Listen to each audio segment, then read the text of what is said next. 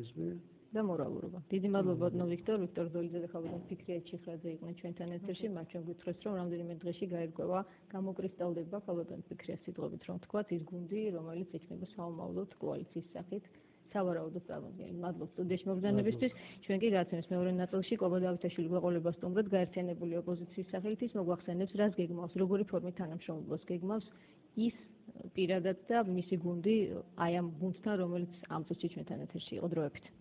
Ja, maestros. Media projekti უცნობი კავკასია.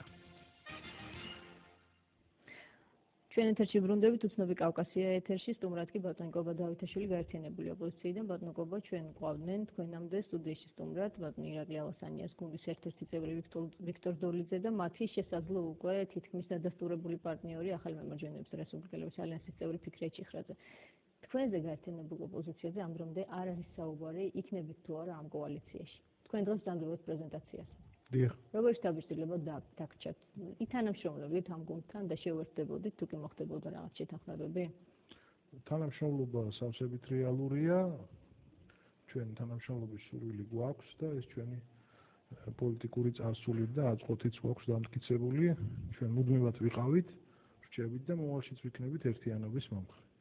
ერთიანობის ამ სიტყვის ყველაზე ფართო გაგებით, ერთიანობის ბრძოლაში, ერთიანობის არჩევნებში, ერთიანობის ამ ქვეყნის გადარჩენაში. აბა რატომ არ სახელდება გაერთიანებული ოპოზიცია ამ დრომდე პოტენციურ პარტნიორად აი ამ დიდი კოალიციის? ჩვენ ვასახელებთ მათ პოტენციურ პარტნიორად. ანუ ეს მათია დამოკიდებული აგირჩევენ თუ არა პოტენციურ პარტნიორად. უნებრივია ჩვენი შეთავაზება არსებობს ყველა პოტენციური პარტნიორისადმი, მათ შორის ბატონ ირაკლი ალასანიას მიმართ, რესპუბლიკელების და ახლების ალიანსის მიმართ, ლეიბორისტული პარტიის მიმართ და ყველა ჩვენი თანამებრძოლის მიმართ, ვისთანაც ერთად არაერთი ბრძოლა გადაგვიხდია. თუმცა ბატონო კვაბა ამბობენ არის ესეთი ვარაუდი რომ თუ კი დაინიშნება ეს არჩევნები, ჯერჯერობით არ არის დადასტურებული ხელისუფლების მხრიდან დაინიშნება თუ არა, ოპოზიცია იქნება ძალიან ჭრელი და იქნება ისევ ის პრობლემა, რაც გასული საპარლამენტო არჩევნების დროს დაიქსაქსება ოპოზიცია, რითაც ისარგებლებს ხელისუფლება. რამდენად არის მოსალოდნელი ეს გარემო? სწორედ ამიტომ ჯობია რაც შეიძლება მეტი კონსულტაცია გავმართოთ ეხლა არჩევნებამდე, წინასწარ იყო შეთანხმებული პრინციპი არჩევნებში მონაწილეობის, ჩვენი მოთხოვნები, ბრძოლის გეგმა და ასე ვთქვათ, ხნაში გარიგება ჯობია, კაში გარიგებას, როგორც ქართველი კაცი ამბობს. როდესაც საუბრობთ გაერთიანებულ ოპოზიციაზე, შესაძლებელი არის თუ არა, რომ კონსერვატორები ესე ცალკე გამოყოფილად მოხვდეთ ამ კოალიციაში და ვერ მოხვდეს იქ თქვათ ირაკლი ოქრუაშვილის პარტიის ეს ნაწილი, პარტია, რომელიც ამ გაერთიანებულ ოპოზიციაში არის წარმოდგენილი, რომ მაქვს მოსმენილი ეს მოსაზრება, რომ ოქრუაშვილის გუნდი მაინც და მაინც მისაღები არ არის ძალიან ბევრი ადამიანის ეს მოსაზრება მაქვს მოსმენილი, რომ კვაბა დავითაშვილიც არ არის მისაღები. ასეთი მოსაზრება შეიძლება არ არის. ნიშნები მაქვს მოსმენილი თქვენ სირგულებ, იმიტომ რომ სულ ამბობენ რომ ეს კონსულტაციები მიმდინარეობს. ჩემი პოზიცია ძალიან ცხადია ამასთან დაკავშირებით. მე ვარ ერთიანობის მომხრე და მე ერთიანობის მომხრე ვარ არა იმიტომ რომ ვიყო ამ ერთიანობაში და მეკავოს შეიძლება კარგი ადგილი ერთიანობის შიგნით. მე ერთიანობის მომხრე ვარ როგორც იდეის. თუ რომელიმე პოლიტიკურ პარტნიორს ამ ერთიანობის ფასად მიაჩნია კვაბა დავითაშვილის იქ არ ყოფნა, მე მზად ვარ ეს ფასი გადავიხადო და ისე დაუჭირო ამ დიდ გაერთიანებას ხარი, რომ შიგ არ ვიყო და არ მოვითხოვო არც ადგილები. ანუ ერთიანობა მზად ხართ. არ მგონია ეს დიდი მსხვერპლი იყოს. პოლიტიკოსისთვის დიდი მსხვერპლი ალბათ. არ მგონია, იმიტომ რომ პოლიტიკოსი თუ ხარ ქვეყანაში, სადაც არის ავტორიტარული რეჟიმი, სიკვდილისთვის უნდა იყო მზად და ამისგანაც არა ვარ დაზღვეული და თუ სიკვდილისთვის ხარ მზად, მაშინ იმისთვისაც მზად უნდა იყო, რომ პარლამენტში არ იჯდე.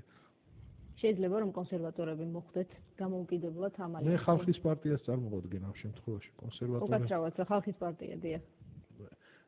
თუ მე ასე დამისვენ საკითხს, რომ შენ კარგი ბიჭი ხარ და სხვა ცუდი, მე უპასუხებ, რომ თანამებრძოლებთან ერთად ვაპირებ ბრძოლას, ვისთანაც არაერთი ბრძოლა გავაღწევ. ანუ გაერთიანებული ოპოზიცია არ დაიშლება. გაერთიანებული ოპოზიცია, იმიტომ არის გაერთიანებული, რომ ჩვენ დავრჩით ბოლომდე და არ გამოვყოფილვართ და საკუთარი პოლიტიკური მომავალი არ გვიძებნია ცალ-ცალკე.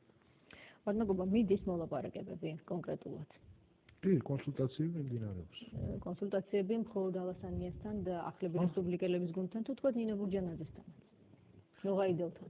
მე ყოველ შემთხვევაში შემიძლია ვისთან მქონდა კონსულტაციები, უნებრივია გაერთიანებული ოპოზიციის შიგნით მუდმივად გვაქვს კონსულტაციები კონსერვატორებთან, ჩვენს კოლეგებთან, ვთქვათ, ერთიანი საქართველო ეკაბესელიასთან, ირაკლი უქუაშვილის პარტიასთან, ლევან გაჩეჩილაძესთან, მე შევხვდი და ვესაუბრე ბატონ ირაკლი ალასანიასაც, ბატონ ნინო ბურჯანაძესთან კონსულტაციები მე არ მქონია. არ გინდათ თუ ვერ მოიაზრებთ ამ გაერთიანებულ ოპოზიციაში, ახალ კოალიციაში თუ უბრალოდ გეტყვით, გარკვეული გაორება მაქვს ქალბატონ ნინოს ფიგურასთან დაკავშირებით, ერთის მხრივ მივესალმებ, როდესაც ხელისუფლებას ტოვებს მნიშვნელოვანი ფიგურა და გადადის ოპოზიციაში, მეორეს ერთი მაქვს გარკვეული კითხვები, მისი დამოკიდებულება 7 ნოემბერთან, რაც მე მოვისმინე პრესაში, მართალი გითხრათ არ მომეწონა და მინდა დავაზუსტო. ასევე ვთქვათ, მოლაპარაკებების ცნობილ პროცესთან, რომელსაც ქალბატონ ნინო აწარმოებდა თავის დროზე გაერთიანებულ ოპოზიციასთან, უამრავი შეკითხვა არსებობს ამასთან დაკავშირებით და ხვალ მომეცემა ამის შესაძლებლობა. დიახ, მინდა დამეანონსებინა პოლიტბიუროში ხვალ ბატონობა დავითის სტუმარი ქალბატონ ნინო ბურჯანაძე იქნება და სავარაუდოდ ჟურნალისტის როლში და ქალბატონ ნინო იქნება რესპონდენტი და შეიძლება კოალიცია შედგეს. ხო და ამ შეკითხვებს დავუსვამ ქალბატონ ნინოს პირდაპირ ეთერში. თქვენ ფიქრობთ, რომ შეიძლება ამ კითხვებზე პასუხი მიიღოთ და აი რაღაცნაირად ნინო ბურჯანაძე აღმოჩნდეს მისაღები პოლიტიკური ფიგურა. კონკრეტულ მომენტში. დავუსვამ შეკითხვებს, პასუხს მოვისმენ და მე გადავწყვეტ.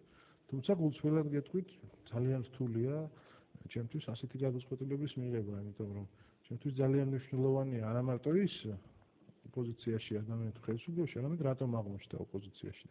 ამას ახლა მე სხვის მაგივრად ვერ ვისაუბრებ.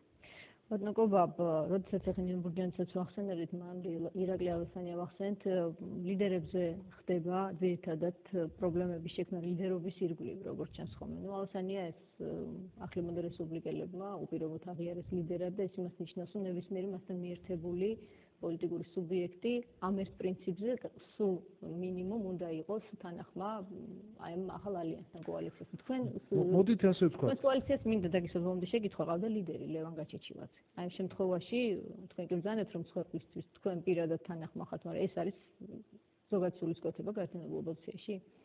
მე ერთი რამ მინდა ვთქვა, საზოგადოებრივ ძალიან რთული იქნება დიდი ოპოზიციური ერთობის შექმნა, თუ კი წინაპირობა ამ ერთობის შექმნისა იქნება, რომ ეს ერთი მეორე ან მესამე პიროვნება უნდა იყოს აუცილებლად ლიდერი. მახსოვს ბატონი შალვა ნათელაშვილიც ასე სვამდა ყოველთვის საკითხს, რომ ის გაერთიანებისთვის ზარდა, ოღონდ თუ თვითონ იქნება ლიდერი.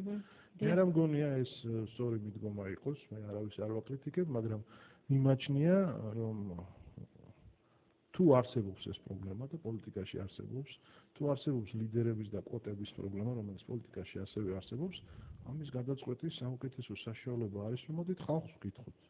რა ფორმით?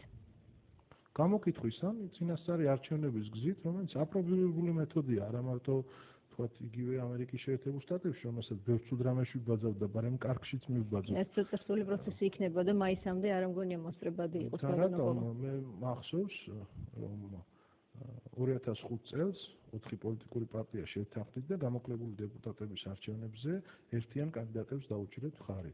და მაშინ საკმაოდ ძალიან საინტერესო შედეგები ჰქონდა 4 პოლიტიკურმა პარტიამ ფაქტობრივად ძალიან სერიოზული შედეგი აჩვენა.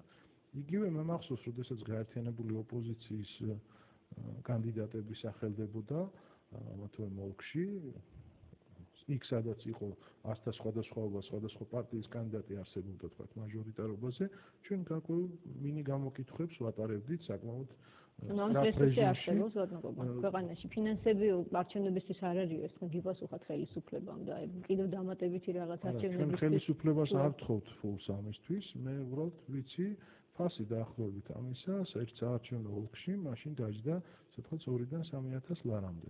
ანუ ეს არ არის ასეთი ძვირი, რომ არ არის ისეთი ძვირი, რომ არ ჩატარდეს. უბრალოდ შეიძლება ზოგიერთ პოლიტიკურ ძალას ურჩევნია, რომ პირდაპირ მოხდეს შეთანხმება მის ლიდერობაზე, რაც მისთვის სასურველია, მაგრამ არსებობს სხვა ძალა. როგორც ჩანს ეს სასურველი ნაკლებად არის. არა, ჩემთვის არა. გაერთიანებული ოპოზიცია.